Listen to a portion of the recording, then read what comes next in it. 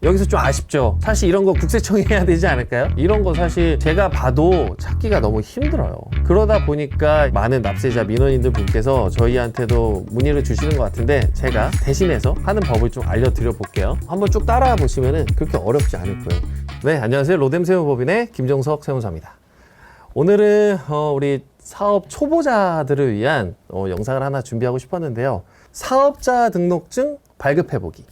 개인 사업자분들 사업자 등록증 발급하다가 참 그 애로사항 많은 것 같아요. 업종 잘못 선택하거나 아니면 사업자 지역 잘못 선택하거나 이런 것들 때문에 나중에 연결해서 뭐 감면 같은 것도 깨질 수도 있고 아니면은 나중에 뭐 과태료 처분 받는 경우도 있어요. 업종 같은 거 잘못 선택하셔가지고요. 제가 그래서 홈택스로 사업자 등록증 하는 법을 좀 알려드려 볼게요. 사업을 좀 크게 준비하시거나 이런 경우에는 전문가 꼭 도움 받으시기를 바라겠고요. 이제 내가 좀 영세하다, 사업자 등록증을 한번 내보고 싶다, 이런 경우에는 이 영상 보고 참고하시면은 도움이 좀 되실 것 같아요. 첫 번째, 사업장 장소를 선택하자. 사업장 장소를 잘 선택해야 된다는 거는 기존 영상에서도 한번 설명드린 적이 있어요. 이 장소에 따라서 감면율이 달라지기도 하고, 그리고 사업장 장소니까 번듯한 사무실 뭐 아니면 별도의 공간 이런 게 필요한 거냐, 이런 거에 대한 의문점도 좀 많으신데 그런 건 아니다.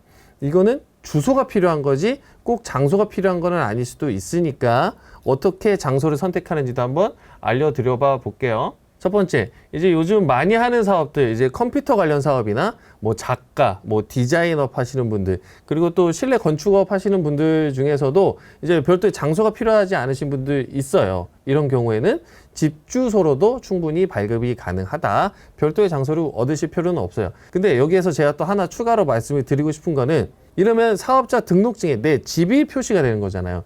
이게 불편할 수가 있어요. 그러면은 요즘에 공유 오피스 같은 거 참 잘 돼 있단 말이에요. 그런데 주소 하나 따서 이용하시는 것도 괜찮다. 뭐 한 달에 뭐 한 돈 100만 원 내가면서 임대료 내지 마시고 공유 오피스 같이 좀 저렴한 곳 이용하셔도 되고, 아니면은 나는 집 주소 오픈돼도 상관없는 업종이다. 그러면은 집 주소로도 충분히 낼 수 있는지 여부를 먼저 판단해 보시기를 바랄게요. 그리고 두 번째, 장소를 선택할 때 여기가 수도권 과밀억제 권역인지 아닌지를 잘 판단을 하자. 수도권 과밀억제 권역이라는 걸 법령상 따로 정해놨어요. 이 법령이 따로 있거든요. 법령까지 뭐 다 알아야 되냐? 그러실 필요는 없어요. 제가 여기서 알려드리고 싶은 거는 내가 선정한 그 주소가 수도권 과밀억제 권역인지 아닌지만 알면 되잖아요. 그러면 한번 볼게요. 네이버에 토지이음이라고 한번 쳐보시면 돼요. 저는 세무사기 때문에 세무사업을 한번 개업을 준비를 해볼 거예요. 그래서 저희 사무실 상하게 맞는 그런 형태로 가볼 테니까 참고해 주세요. 토지 이음에 저희 사무실 주소를 한번 검색을 해볼게요. 인천 타워대로 323. 저희 사무실 인천 송도에 있거든요. 송도는 경제개발자유구역이에요. 그러면 여러 가지 세금 혜택이나 다른 법률에 혜택을 주기 위해서 성장관리권역이라고 정해놨어요. 수도권 정비계약법에 따른 성장관리권역. 이러면 수도권 과밀억제권역 바뀐 거예요. 자, 그럼 다른 주소도 한번 찾아볼게요. 저희 본가 주소 한번 찾아볼게요. 저희 본가는 청학동에 있어요. 인천에도 청학동이라는 동네가 있어요. 여기는 송도가 아니에요. 그냥 일반 인천이에요. 일반 인천은 여기 보세요. 과밀억제권역. 수도권 정비계획법에 따른 과밀억제권역. 제가 만약에 본가 집 주소로 냈으면은 저는 과밀억제권역에 사업자를 낸 거고, 송도 센트로드라는 건물에다가 사업자를 내면은 저는 성장관리권역, 수도권 과밀억제권역 밖에다가 사업자를 내게 된 거예요. 주소 보는 거 쉽죠? 네이버에다가 토지이음이라고 검색해서 본인 주소만 찾아보시면 돼요. 어렵지 않아요. 제가 여기에서 좀 심플하게 말씀드렸지만 업종에 따라서 장소가 꼭 필요한 경우도 있어요. 뭐 예를 들어서 학원 같은 경우, 근린생활시설에서 면적 규모도 만족을 해야 되고, 건설업 하시는데 건설 면허 취득하셔야 돼요. 그러면 꼭 사무실 장소 필요로 하거든요. 뭐 아니면 내가 제조업을 하고 싶다. 제조업도 제조 설비가 들어가야 되는지 세무서에서 다 확인을 해요. 이런 경우에 집 주소나 뭐 공유 오피스를 들어갈 수가 없겠죠. 이런 경우에는 들어가시는 건물의 뭐 용도나 이런 거를 꼭 판단을 하셔야 되기 때문에 이거는 해당 분야의 전문가인 공인중개사와 계약하기 전에 꼭 상담하시는 거를 바랄게요. 이 영상만 너무 또 의존하시면 안 돼요. 자, 그리고 두 번째, 사업장 주소를 선택을 했다면 사업장 업종을 잘 선택을 하자. 이거 진짜 많이 물어보세요. 사업장 업종 나 뭐 선택해야 되냐, 이거 어디서 검색해야 되냐. 여기서 좀 아쉽죠. 사실 이런 거 국세청이 해야 되지 않을까요? 세무서가 좀 알려줘야 되는데 이런 거 사실 제가 봐도 찾기가 너무 힘들어요. 그러다 보니까 이제 우리 많은 납세자 민원인들 분께서 저희한테도 문의를 주시는 것 같은데 제가 대신해서 하는 법을 좀 알려드려 볼게요. 첫 번째, 사업장의 업종은 내가 뭘 할지를 먼저 생각을 해 놓으셨겠죠? 뭐 내가 음식점 할 거다, 카페 할 거다. 요즘 또 많이 물어보시는 거. 해외에서 물건 떼다가 직구로 연결해 주고 싶다. 해외 직구 대행 이런 것도 많이 물어보시는데 업종은 다시 한번 네이버를 들어가 볼게요. 저는 어떻게 하는지 통계청 산업분류 이렇게 검색을 해보세요. 업종은 국세청 업종을 먼저 보는 게 아니에요. FM은 통계청 업종 코드를 먼저 보는 게 순서예요. 통계청에서 내가 하려고 하는 산업에 대해서 먼저 잘 검색을 해보고 그걸 국세청 업종 코드랑 매칭만 시켜주면 돼요. 통계청 들어가면 이런 화면이 떠요. 많은 분들이 분류 검색하시기도 하고 하는데 저는 옛날부터 분류 내용 보기 해설서 이걸 많이 봤어요. 그러면은 이게 정말 수많은 업종이 뜨죠. 여기에서 뭐 두 가지 숫자만 나열된 거는 뭐 예를 들어서 숙박비 음식점은 55에서 56이다. 이건 대분류. 네, 여기에서 들어가면 이제 중분류, 소분류, 세분류 이렇게까지 나눠지게 되어 있어요. 그럼 보세요. 호텔업 뭐 이러면서 쫙 업종에 대한 설명이 나열이 된단 말이에요. 이렇게 찾아볼 수도 있고 나 아무것도 모르겠다. 그럼 검색해 보는 거예요. 제가 세무사 한다 그랬죠. 세무사 개업할 거예요. 저는 관련된 업종이 쫙 떠요. 그러면 여기에서 숫자 5개인 코드 71202 이게 세무사업이에요. 제가 하는 일 여기 다 명시가 돼 있죠. 그러면 이 업종 코드를 기억을 해볼게요. 71202 네, 이게 표준 산업 분류에 따른 통계청 업종 코드예요. 이거를 일단 잘 명시를 해보자. 기억해 두세요. 네, 업종은 그러면 안 거예요. 저는 이제 세무사법상 다른 업종을 할 수 없지만 다른 것도 해보고 싶다. 요즘 많이 하시는 거 전자상거래. 다 나와요 이렇게.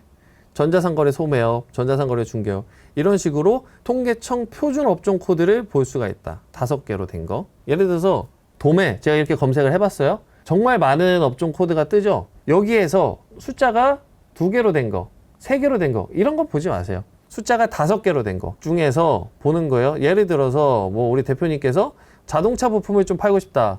뭐 모터사이클류 뭐 부품을 팔고 싶다. 그 이런 식으로 들어가서 내가 이 업종에 진짜 실제로 해당하는지를 보는 거예요.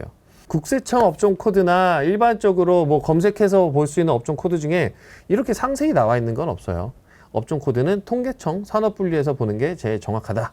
이렇게 참고해 주시면 되고요.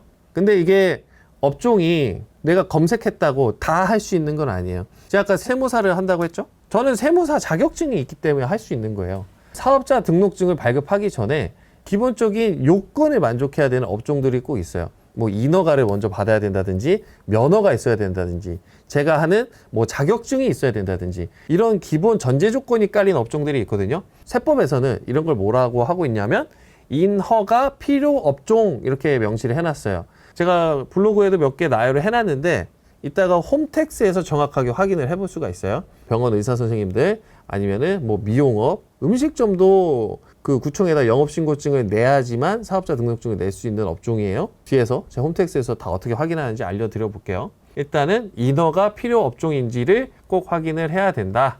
여기서 제가 좀 단서 조항으로 걸면은 인허가 필요 업종 같은 경우에는 대부분 그 인허가를 먼저 받아놔야 돼요. 그럼에도 불구하고 제가 좀 단편적인 예시로 병의원 개업하려고 하시는 분들 참 많죠. 의사 선생님들. 병의원은 보건소에 가서 의료시설 개설 신고증을 받아야 돼요. 근데 그거를 먼저 못 받는 경우도 있어요. 그게 보건소 같은 데서는 설비가 다 완성이 됐는지 환자를 받을 준비가 됐는지 이런 걸 다 확인하고 주는데 사업자를 먼저 내야 되는 경우도 있단 말이에요. 왜냐하면 병의원 개업하려면은 돈이 많이 들잖아요. 대출이 필요한 경우도 있고 아니면은 설비를 내가 투자를 많이 해서 그거에 대해서 먼저 좀 부가세 환급을 받아야 되는 경우도 있고 내가 물건을 좀 살 건데 미리미리 난 사업용 카드를 발급을 해서 그걸로 좀 사고 싶기도 하고 여러 가지 이유가 있단 말이에요. 인허가 업종이라 그래서 꼭 인허가가 선행돼야 되는 건 아닐 수도 있다. 이번에 제가 도와드리는 업종이 이제 미용업인데 미용업도 미용업 관련해서 인허가를 받아야 되거든요. 그런데 설비 투자가 너무 많이 되는 거예요. 개업을 하시기 전에. 그래서 그 전에도 제가 다 세팅을 해서 사업자 등록증을 먼저 내드린 적도 있어요. 이런 경우에는 납세자 본인이 하시기가 너무 어려워요. 전문가한테 좀 요청을 받아서 상담을 좀 받으시기를 바랄게요. 네, 여기서 이제 기본적인 세팅 끝났어요. 예, 좀 영상이 좀 길어질 것 같긴 하지만 쭉 한 번에 가볼게요. 주소 확인했고, 업종 확인했어요. 그리고 내가 인허가 업종인지도 이제 어느 정도 감이 왔어요. 그럼 이제 홈택스에 들어가 보시면 돼요. 홈택스라는 곳은 국세청에서 운영하는 납세자가 직접 세금을 신고하거나 이렇게 할 수 있는 공간인데 한번 들어가 볼게요. 홈택스. 제가 일부러 로그인을 공인인증서로 안 할 거예요. 요즘에 로그인을 참 편하게 할 수 있거든요. 간편하게 로그인할 수 있는 카카오톡 인증으로 해볼게요. 저도 요즘에 이걸로 로그인을 해요. 세무대리 업무가 아니고 개인적인 제 세금 민원 업무를 해결할 때는 카카오톡 인증으로 그냥 끝내버리거든요. 간편 인증 카카오톡. 네, 로그인 한번 해봅니다. 인증 요청 하면은 네, 핸드폰으로 인증 요청이 와요. 네, 간단하죠? 뭐 지문 뭐 한번 툭툭 치면은 네, 인증이 완료되었습니다. 로그인을 했어요. 기존의 세무법인 아이디도 아니고 김종석이라는 개인 홈택스에 들어온 거예요. 자, 여기서 볼게요. 이제 우리 사업자 등록증을 한번 신청을 해 볼게요. 더 천천히 따라가고 싶다 하시면은 제가 블로그에 화면 캡처해서도 다 넣어놨어요. 저희 세무법인 블로그 와서도 한번 따라해 보세요. 네, 이제 사업자 등록증은 어디 있냐? 여기 있습니다. 여기 있죠? 여기 사업자 등록이라고 친절하게 써놨죠? 여기 밑에 보시면은 개인 사업자 등록이 여기 있습니다. 개인 사업자 신청. 여기서 들어가서 개인 사업자 등록 신청. 이렇게 들어가시면 되는 거예요. 어렵지 않죠? 들어가면 이제 기본 화면이 뜨는데 저는 세무사업을 개업을 할 거예요. 다시 네, 연락처 기재하고 이런 필수 기재사항은 해주시는 게 좋아요. 이런 기재사항이 잘못 작성이 돼 있거나 아니면은 이거를 공란으로 두시면은 연락을 담당 조사관이 할 수가 없어요. 그러다 보니까 이런 것들은 해주시는 게 좋아요. 여기 보시면 사업 특성을 먼저 선택하라고 되어 있는데 네, 공동사업인가요? 전 공동사업 안 할 거예요. 단독으로 할 거예요. 공동사업이라는 거는 뭐 사업 파트너가 있어서 뭐 지분을 나눠 가져야 된다거나 이런 경우에 체크하는 거예요. 사업장이 타인 소유인가요? 네, 저는 타인 소유죠. 세무사업을 등록하려면 꼭 주소지가 있어야 돼요. 그래서 전 타인 소유예요. 사업장 주소와 주민등록 주소지가 동일한 거. 집에서 개업하냐 이거예요? 아니에요. 창업 멘토링 서비스를 받으시겠어요. 이거 여기서 좀 아시면 좋은 게 창업 멘토링 서비스라는 게 이제 나라에서 기본적인 매뉴얼 교육을 한번 해주겠다 이거예요. 네, 한번 받아보시는 것도 좋은 것 같아요. 네, 하지만 너무 큰 기대는 안 하시는 게 좋을 수도 있어요. 유흥업소인가? 유흥업소 아니죠. 저 세무사업 개업할 거예요. 통신 판매 개업할 거냐? 물건 같은 거 온라인으로 팔 거냐? 네, 아니에요. 저 세무사 개업할 거라니까요. 그리고 뭐 화물 사업자냐? 그리고 우편물을 다른 주소로 지정하시겠냐? 상관없어요. 저 이런 거 안 할 거예요. 이거 내용 보시면 다 이해되시죠? 넘어갑니다. 네. 상호 한번 선택을 해보겠습니다. 상호는 김종석 세무회계로 한번 해볼게요. 네. 개업일자는 조금 소급해서도 되고 미래 날짜로도 돼요. 저는 한번 6월 1일자로 한번 해볼게요. 지금이 6월 10일이거든요. 과거로 돌아가서도 개업할 수 있어요. 여기 보시면은 빨간색 표시된 거 이것만 필수 기재사항이에요. 나머지는 꼭 기재하지 않아도 괜찮아요. 주소지 우리 사무실 주소 인천타워대로 323 여기다 개업하고 싶어요. 네, 이렇게 나왔죠? 선택합니다. 상세 주소 한번 써주시고 빨간색만 필수라 그랬죠. 이런 거 솔직히 빨간색 표시 안 된 거 넘어갈 수 있는 것들은 안 쓰셔도 담당 세무조사관이 연락 오고 그러진 않아요. 그러니까 뭐 필수로 기재하진 않으셔도 돼요. 근데 이제 업종을 꼭 쓰셔야 돼요. 이거 블로그에서도 이제 표시를 해놨는데 업종은 여기에서 이제 선택을 하는데 그 전에 전체 업종 내려받기 이거를 선택할 수 있어요. 자, 여기에서 우리가 아까 통계청에서 찾은 그 업종 코드를 국세청 업종 코드로 변환해 볼 수 있어요. 제가 한번 다운 받아 볼게요. 다운을 받아보면 이런 엑셀 화면이 뜨는데 검색을 해보는 거예요. 아까 저는 세무사업 표준코드 71202였죠. 네, 보시면 통계청 업종 코드가 이렇게 매칭이 돼요. 네, 세무사업 이렇게 써있죠. 세무사업. 근데 여기에서 보셔야 될 거는 쭉 왼쪽으로 따라가다 보면은 국세청 업종 코드가 매칭이 된다는 거예요. 네, 국세청 업종 코드는 6개거든요. 저는 국세청 업종 코드는 741201이에요. 확인할 수 있죠? 홈택스에서 확인하다 보면은 이렇게 찾아볼 수 있어요. 그러니까 뭐 이 업종 코드나 이런 거 너무 궁금해 하시는데 먼저 통계청에서 한번 찾아보시고 그리고 국세청 산업분류표에 따른 연계표를 보시면은 여기서 매칭을 시킬 수 있다. 찾았죠? 그럼 여기에다 입력을 합니다, 이제. 네, 업종 코드 741201 검색합니다. 이렇게 나와요. 이거를 선택하기만 돼요. 주 업종으로 등록할게요. 요렇게 하시면 된다. 업종은. 조금 시간이 걸릴 수도 있긴 하지만 이런 업종 선택 같은 거는 주의를 하시는 게 좋을 것 같아요. 사업자 등록증 같은 거 업종 나중에 정정하지 마시고 처음에 낼 때부터 조금 정성을 들이면은 안전하게 또 업종 선택할 수 있다. 제가 인허가 필요 업종인지도 홈택스에서 확인할 수 있다고 그랬잖아요. 여기서 확인하면 돼요. 제출 서류 확인하기. 여기서 보시면 저는 세무사 개업을 할 거기 때문에 세무사 등록증을 제출하래요. 세무사법에 따른 세무사 등록증을 발급을 받아서 같이 첨부를 하라. 이건 거예요. 인허가 업종 서류 여기서 다 확인할 수 있는 거예요. 제가 아까 말씀드렸던 병원 개업, 뭐 미용업, 음식점업 이런 거 인허가 업종인지 아닌지 요즘은 너무 많아요. 세부적으로 들어가다 보면은 세무사인 저도 그렇게 많이 경험을 해봤는데도 다 알기가 어려워요. 그러니까 제일 정확한 건 홈택스에서 찍어보는 게 저는 제일 정확한 것 같아요. 아, 나는 지금 세무사 개업할 건데 세무사 등록증이 필요하구나. 저는 숙지를 했습니다. 등록증도 이미 나와 있어요. 이렇게 해서 선택을 하고 뭐 업종의 추가 설명 이런 거는 세무서 담당 공무원이 확인하라고 이제 쓰는 건데 뭐 굳이 쓰실 필요는 없어요. 인허가 사업 여부? 네, 저는 인허가 사업이죠. 개별 소비세 이거는 뭐 그게 해당하는 업종 없어요. 뭐 유흥업종이나 이런 거면 해당하는 거예요. 네, 줄이면은 이거 음식점 하시는 분들 이제 참고하세요. 여기에 이제 음식점 하시는 분들 매장에서 술 파시잖아요. 그러면 판매업 찍으셔야 돼요. 주류 판매 면허 이거를 꼭 찍으셔야지 나중에 주류 판매 관련된 그 번호가 나오거든요. 그래야지만 주류를 취급을 할 수 있어요. 네, 요거 선택하실 때 참고하시고요. 현금 영수증 가맹 가입. 이거 나중에 소비자들 대상으로 물건 파시거나 음식 파시는 분들은 카드 단말기 놓으면 자동으로 가입이 되는데 여기에서 제가 좀 권장하고 싶은 거 실내 인테리어 파시는 분들 카드 단말기 놓으시는 경우가 거의 없어요. 근데 이분들은 다 현금 영수증 의무 발행 업종이에요. 그렇기 때문에 실내 건축 인테리어 하시는 분들은 여기에서 꼭 열을 찍고 가셨으면 좋겠어요. 저도 세무사업이지만 현금 영수증 의무 발행해야 돼요. 전 카드 단말기 놓을 거 아니거든요. 그렇기 때문에 저는 여기다 열을 찍고 갈게요. 마지막 절차예요. 이것만 잘 선택하면 돼요. 사업자 유형을 뭘로 선택할 거냐? 이거 진짜 많이 물어보시죠? 일반이냐, 간이냐, 면세냐, 뭐 그 이외의 거 종교단체는 여기서 언급하지 않을게요. 일단은 면세에 해당하는 업종은 많이 없어요. 뭐 학원이나 아니면은 뭐 육류 아니면 식료품 이런 거 이제 도소매 하시는 분들 뭐 야채나 뭐 고기나 쌀이나 이런 거 납품하시는 분들은 면세가 나올 수도 있어요. 근데 대부분 사업하시는 분들은 일반이나 간이에서 선택을 하셔야 돼요. 블로그에다가 이거 좀 많이 써놨어요. 그리고 관련 영상도 제가 예전에 찍었었죠.